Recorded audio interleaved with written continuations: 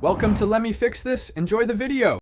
You start by confirming that your Realme actually supports USB-C audio or that you have a certified digital-to-analog adapter.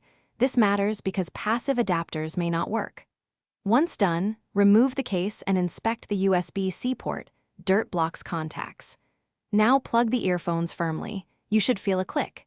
If the phone asks for permission to use the accessory, accept it. Doing this establishes the hardware handshake, so the system can route audio to the earphones.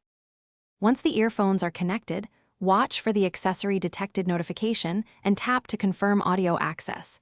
This lets Android mount the USB audio interface. Next, swipe down and open Quick Settings to verify output is set to wired headphones, especially if you use Bluetooth devices. Switching ensures audio goes where you expect.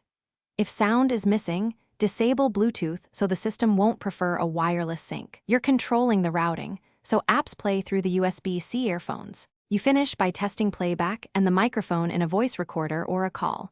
This confirms both audio and mic wiring. Make sure inline controls behave as expected. If something fails, reboot the phone and try a different USB-C earphone to tell whether the problem is the accessory or the phone. As a key troubleshooting tip, if the port looks obstructed, carefully use compressed air or a soft brush. Dust often prevents proper contact and causes no audio or intermittent sound.